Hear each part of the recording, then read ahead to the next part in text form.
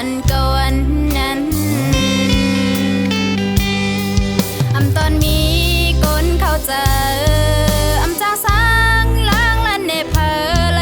ลยเสียนกันเจอต่อสู้จอมแห้งเจออันจึกึดเลยอำสอนไว้เป็นตั้งพิจายแต่สอนไว้เป็นจึงหักหายเมื่อนางเลยท